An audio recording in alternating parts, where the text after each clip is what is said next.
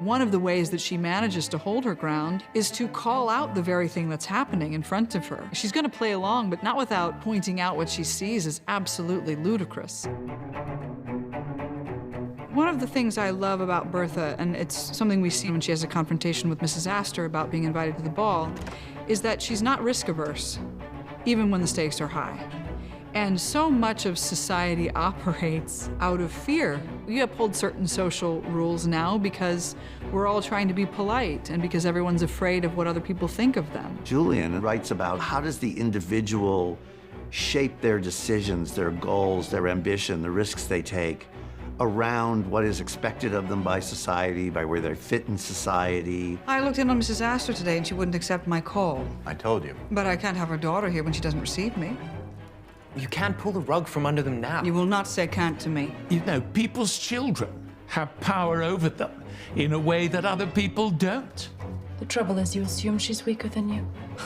She is weaker than I am in this instance. We'll see. And in our story, Bertha worked it out, and so she had to play it out. But of course, not giving anything away until the last minute. Won't you consider letting Carrie be included in the fun, after all? Would you come with her? It is such a difficult time of year for me. If you wish for me to bring your very charming daughter back into the fold, then you must accompany her. Mrs. Astor basically called the shots, and everybody else fell into line, and she decides who's in and out. What are you waiting for? Backhouse Astor and Miss Caroline Astor. That. It would be complicated for Agnes to go against Mrs. Astor's wishes. Aunt Ada, what are you doing here? You may well ask. Lena Astor wrote saying it was a test of friendship. If you offend Mrs. Astor, you might have a long road towards reparation. Mrs. Astor, how good of you to come. How kind you are to receive me, Mrs. Russell. It's almost frightening how one little thing can cost you so much. Didn't it ever worry you that I might decide to destroy you after this evening? But you won't. Why not? Because we're too alike. When is the wedding? Friday. Same day as Mrs. Russell's ball. It's really happening then. Yes. Marian is making a decision that probably isn't the best decision by any measure. Ada takes a really measured, sort of motherly approach to that. Well, something is on your mind. I hope it has nothing to do with Mr. Riggs.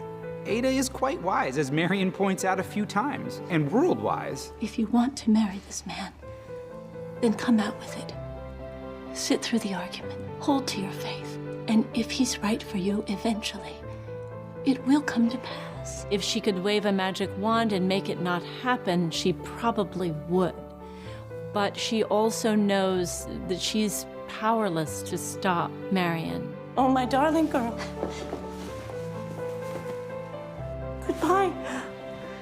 Some could corner Mr. Rakes as being a guy who's only interested in climbing this ladder and proving himself to the world. And he cares about Marian and wants to come to New York to support her and protect her at first. And as the season progresses, then falls in love with her.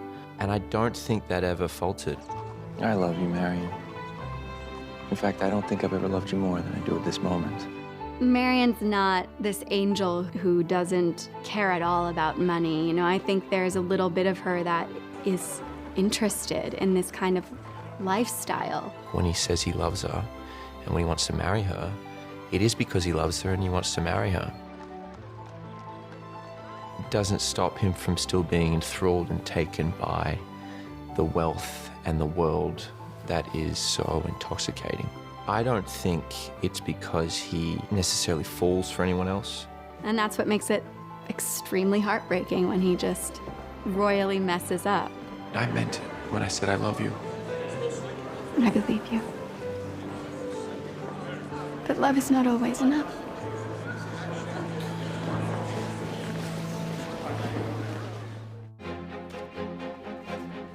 Everything before this moment between Peggy and her father felt to me like something that, with enough healing and humility, maybe we'd be surprised what they can get to. I think what's hard about finding out her baby is alive is that feels pretty unforgivable. He stole my child. And all the time he was working and sitting down to dinner with us and living a lie. It is an incredible betrayal, and I think that's the secret that Arthur has been keeping inside that has been hurting him, because his intention wasn't to bring this kind of pain to the family. This is my house, and somebody had better answer me. I come back and We know, Father. Know what? During this time period in the Gilded Age, women took the back seat. So it really took a lot for Dorothy to finally really take her daughter's side. We have proof the boy didn't die. We believe he was adopted, and you knew. You've no proof. You don't know what we have. All of Arthur's actions are all from a place of love and also from a place of pain. I think a person like that who came out of slavery certainly means that the second part of his life must be dominated by success. We are catching an early train to Philadelphia. We intend to find my son, and we'd like your assistance. You won't get it, and you won't find him.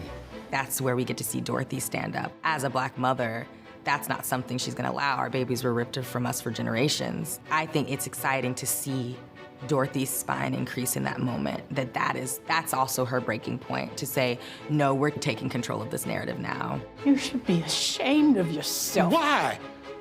Because I freed our daughter and our grandson from a life of shame?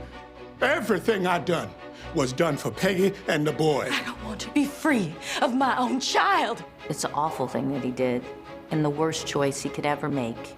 And there are going to be ramifications from it.